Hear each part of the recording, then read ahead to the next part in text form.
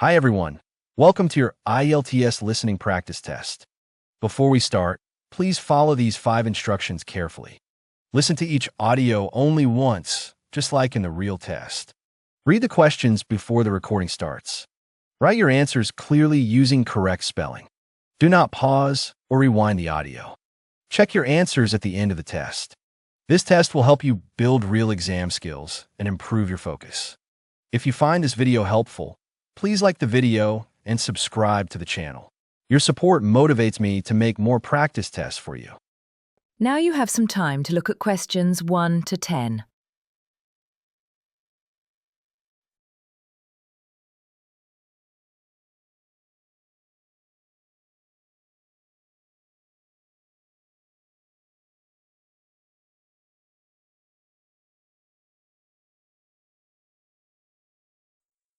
Hi there, I'm John Blake. A friend of mine recommended your service. I'm in need of assistance. My friend mentioned that you have tow trucks capable of safely pulling cars. Nice to meet you, John. Before we proceed, we'll need your contact details to fill out our service form and dispatch our staff. Sure. I live at 116 Charlecote Road in Salisbury. Charlecote. Thank you for providing your address, John. This will help us keep your information up to date. Could you also provide me with your postcode so that we can send you detailed service information via mail? My postcode is SE13AL. Perfect, we have that noted down. Now, could you please let me know the make of your car? This will help us send mechanics with relevant experience. I drive a Honda Accord. I bought it last year. It's brand new. Great, we have that information on file now. Lastly, could you please provide me with the registration number of your car? This will make it easier for us to locate your vehicle. The registration number is S232TAT. Thank you, it's been noted down. If it's helpful, could you also tell us the color of your car? The car was originally red, but my wife recently painted it green. Thank you for sharing that detail, John. It will definitely help with vehicle identification. Now, could you please briefly explain what happened? It's possible that my vehicle is running low on oil. I only realized it after I began driving on the motorway and couldn't find a gas station. That's when I decided to exit the motorway. I see. We'll make sure to bring some fuel. Please continue. I wasn't familiar with the road conditions, and when I was searching for a station to refuel my car, I got it stuck in the mud. I'm sorry to hear that. Are you currently in a safe location? Yes, I'm near a bridge.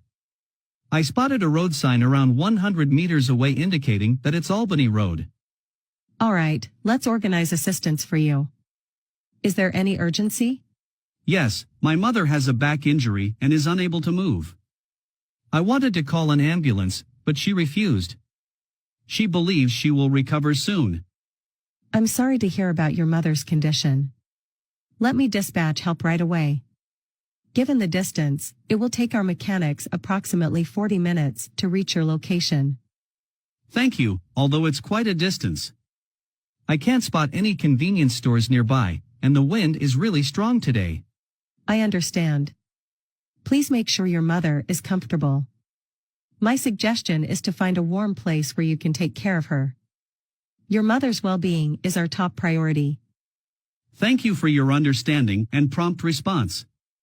I really appreciate your support. I'll keep you informed of any updates or changes.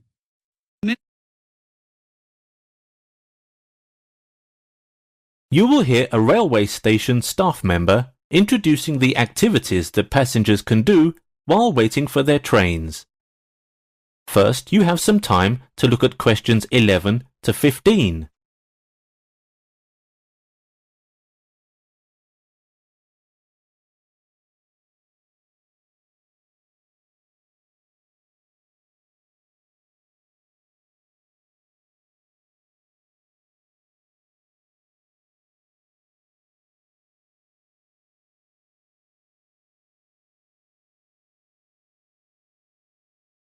Now listen carefully and answer questions 11 to 15. Dear passengers, welcome to Fitchton Railway Station. I'm sorry to inform you that the train to London is delayed. It will take off 2 hours later at 11:45 a.m. Please accept our apologies. In the meantime, allow me to introduce Fitchton Railway Station so you can make the most of your time while waiting for the train. The main entrance of the station is on Fitchton Road. If you want to take a bike ride around here, walk down Fitchton Road and past the taxi stop. You can find a bike rack on the right. But if you just want to stay in the station, it's okay. You can find a luggage locker when you enter the station. It's on the left. You can put your luggage there. If you don't feel very well, or you need to buy some medicine, there's a chemist in the farthest corner of the station, opposite to the cafe. And you can have a cup of coffee at the cafe if you want. The big area near the cafe is the waiting room, where you can have a seat and relax. If you want to use the toilet, make a left when you enter the station, then turn right. Go straight until you walk past platform 2. It's right there at the end. The news agency is in the southeast corner of the station. Before you hear the rest of the talk, you have some time to look at questions 16 to 20.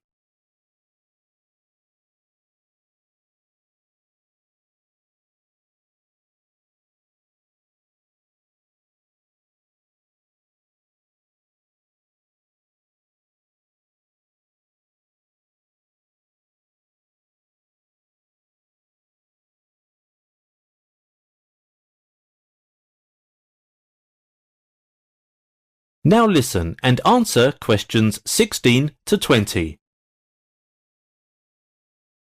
If you don't want to stay in the station, you can also have a look around the station, but make sure to get back in time for the train. I'm sure you don't want to miss it.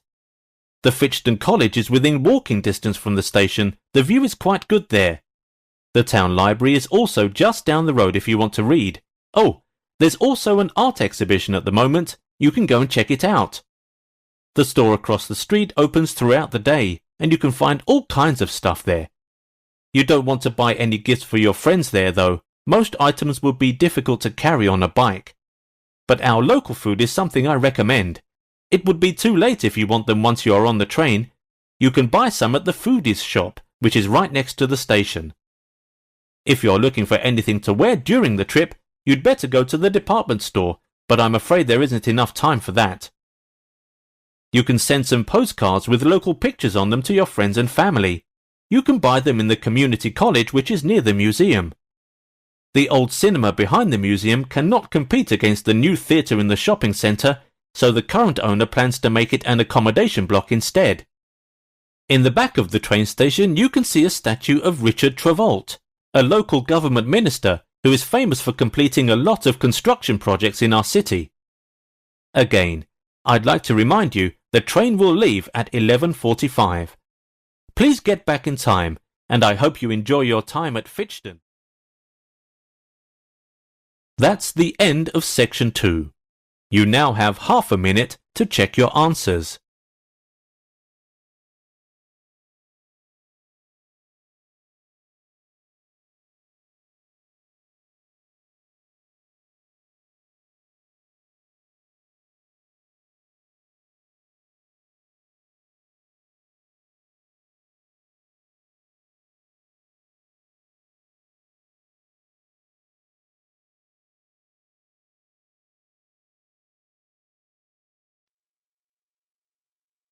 Now turn to Part 3.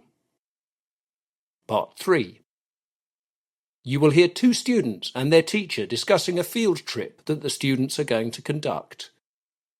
First, you have some time to look at questions 21 to 25.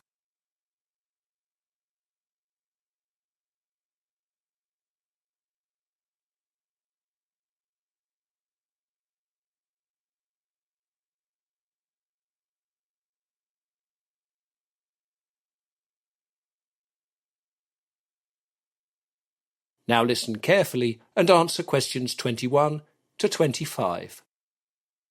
Hello, Dr. Rogers. Can we speak to you for a moment? Oh, hello, Samantha. Hello, Eric. Yes, I'm free. What can I do for you? It was about our geography field trip. We wanted to explain to you a little about it, so that we know that we're doing the right thing. Okay, off you go. Well, to begin with, we decided our field trip will focus on the River Stour. The river is not far from where we both live, so that will help us when we need to do secondary visits to it. Yes, that'll be useful. It's sometimes only later on, during a project, that people realise they need further data, and a long journey can sometimes be very awkward to arrange. That's what we thought. Well, I'm glad you're taking those things into account. Now, you'll need to go right up to the source of the river to get the correct readings. Oh yes, we'll begin there. We'll be doing a road trip for a few days to collect all the information we need. What sorts of things will you be studying at the river? We'll be looking at how the River Stour is part of the area's different watersheds. What sort of data will you be collecting? We'll be taking water samples along the length of the river to start with. We'll also need data on flow levels, but of course we won't be able to get good figures on that in one trip. Samantha and I are going to visit the National River Authority's offices in Stourbridge. They have all the data there that we need. Have you got an appointment with them? Yes, one of the water officers will be meeting us and will give us admittance to the archives that we need. The people at the National River Authority were very helpful when I called them. Good. Now, you'll also need more data than what you've mentioned so far if you want to examine the area's watersheds. Yes, we know that.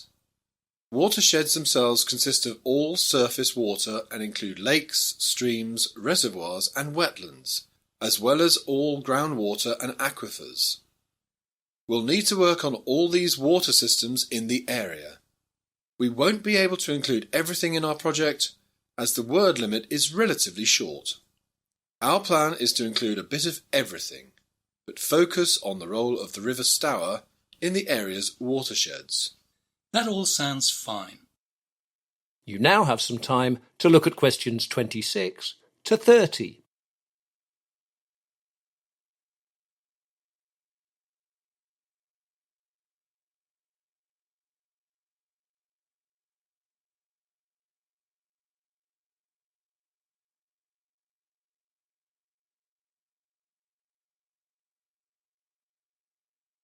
Now listen to the rest of the discussion and answer questions 26 to 30. I also wanted to ask about when we have to give in the project. Well, last year the students had to give it in on the 1st of October. A lot of students found that they didn't have enough time though, so I was thinking of making it exactly a month later. However, I'm not really sure yet. You've plenty of time right now, so just keep an eye on the department website and I'll post the due date when I'm sure. And what is the exact word limit? There's a 5,000 word limit, but don't forget you need to include appendices with any background detail that you need to provide. I will also require an annotated bibliography with all of the sources that you used. Now, these latter two things aren't included in your word limit, but you need to be aware that this is quite a lot of extra material that needs to be included in your projects. Is there any equipment that you could recommend we take, Dr. Rogers? Of course, there are lots of things that you'd find useful. You'll need a water chemistry test kit, turbidity tubes, TDS probes, nets, hip waders, compasses, stopwatches, and a field guide of that area. Although you can buy all these things online, you might as well sign them out from the department for nothing. There's a returnable deposit, but it's not too excessive. That's very handy advice, Dr. Rogers. Thanks. What I must also remind you about is to take security precautions. I know that you are all quite responsible, but being around water can always have potential dangers, and you must take particular care if there's been a lot of rain and the river is high. First of all, stay together. If one of you falls in or gets into difficulties, then the other immediately knows about it and can do something. The other major thing to take care about is washing your hands after being in contact with the water. River water is not as clean as it used to be, and if you come into contact with river water and then eat without washing your hands, you run the risk of ingesting bacteria. This can lead to all sorts of tummy upsets. That is the end of part 3. You will now have half a minute to check your answers.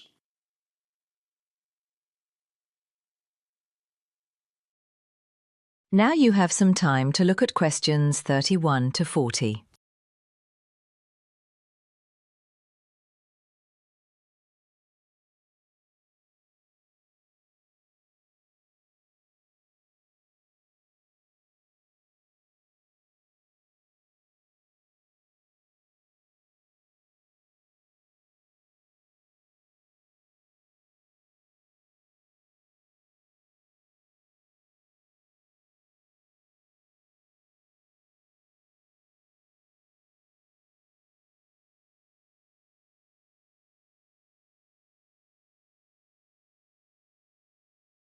Now listen carefully and answer questions 31 to 40.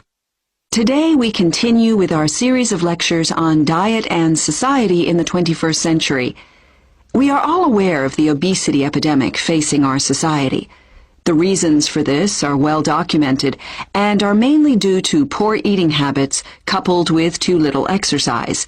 In fact, a national health and nutrition survey here in the U.S. concluded that the average total food intake increased considerably between the years 1971 and 2000.